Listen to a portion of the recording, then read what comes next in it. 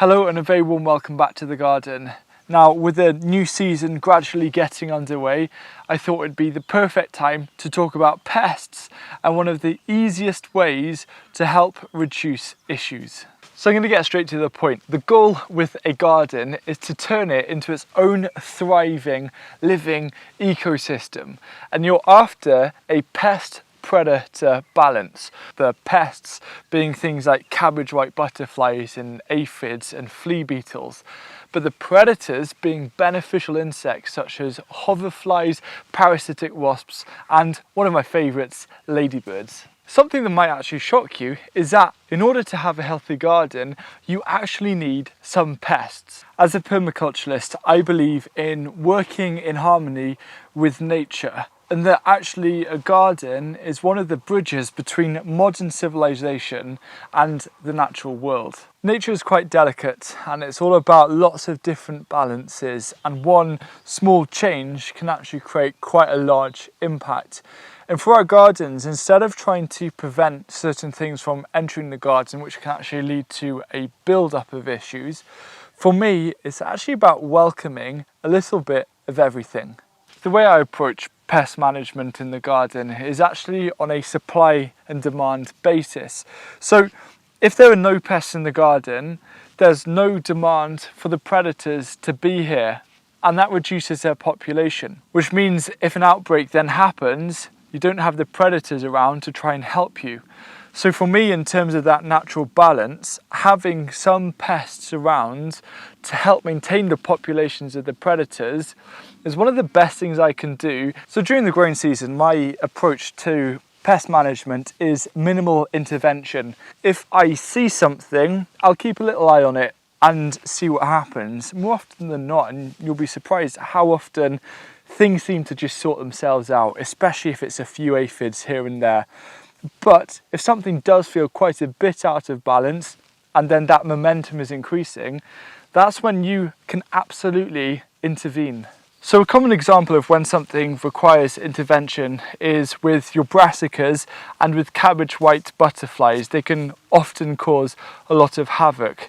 So what you can do to prevent is to net them. Now, my approach is to not net any of my brassicas, see what happens. The only two brassicas that got cabbage whitified last year were the Swede, which absolutely pulled through, actually just by picking off some of the caterpillars, and also a little bit on the red cabbage. But things like the kale and the purple sprouting broccoli behind me and some of my other brassicas were fine, and it was nice not to net them. So the trick to greatly reduce pest numbers in your garden is actually down to flowers, because a huge majority of the natural beneficial insects in the predators category also happen to be pollinators, and it tends to be their young or their larvae which actually do all the pest control for you.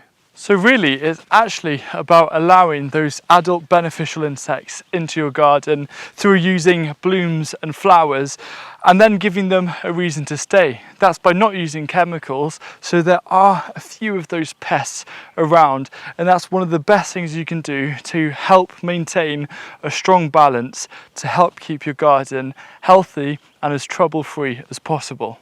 So I'll give you a couple of examples. Hoverflies, which are excellent pollinators, their larvae actually go after aphids and these small insects called thrips, which also suck sap from stems and leaves but are far less damaging than aphids. And there are some parasitic wasp species that actually target cabbage white butterfly caterpillars, and they're a parasite. So what happens is that they lay their eggs into the caterpillar and their larvae kind of eat their way out. It's very gruesome, but it is effective.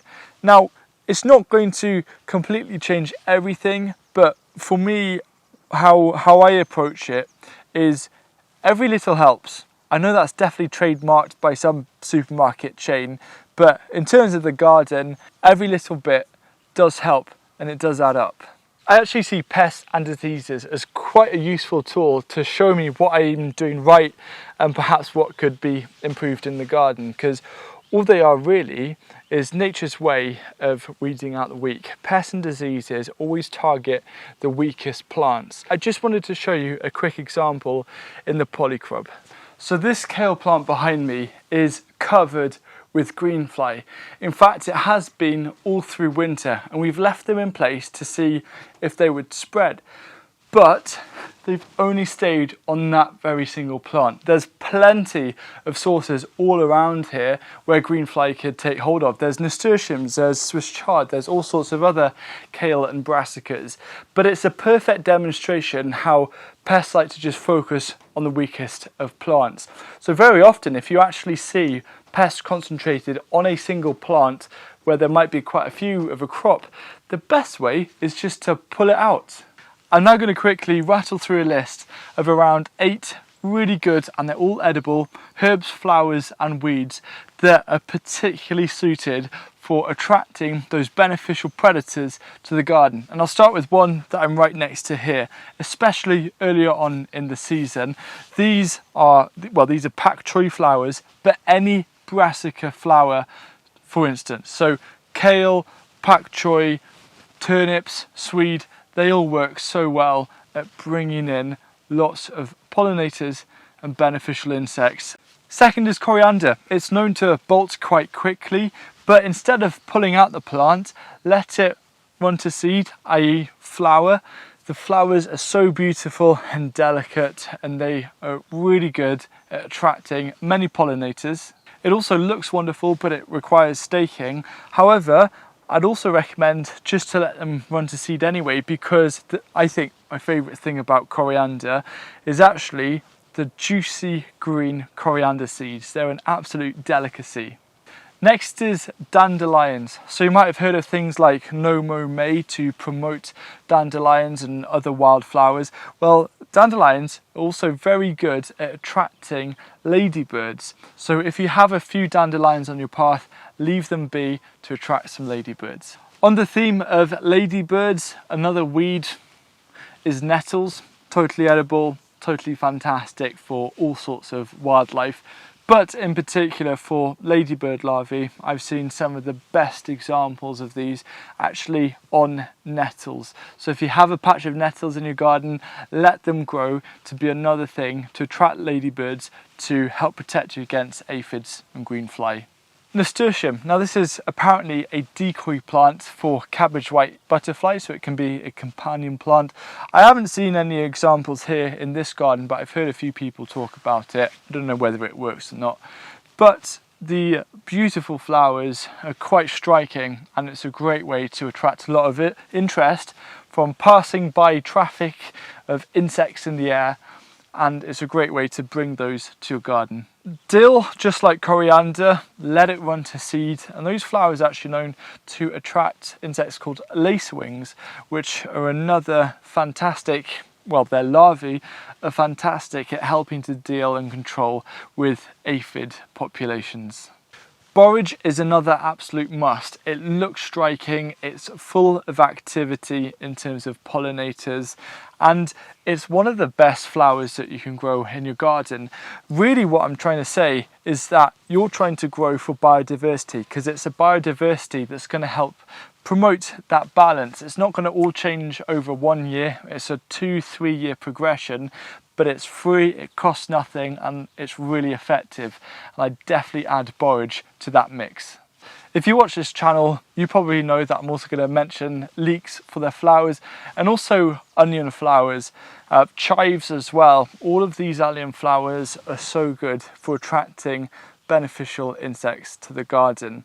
Now, ultimately, any flower which attracts beneficial insects to the garden is going to help you really create that nice pest predator balance. Really, this natural method of pest control couldn't be simpler. It's about having all sorts of different flowers in and around your garden to attract that biodiversity. And it's kind of, for me, it's at the heart of what really helps make a garden thrive. One pest I haven't spoken about, but I know I'll get some comments, is slugs. So I want to point you to this video, which actually towards the end of it shows you the world's easiest way, it costs you absolutely nothing at all, to really and significantly reduce slug numbers in your garden. And now is the perfect time to do it before the new season properly kicks off.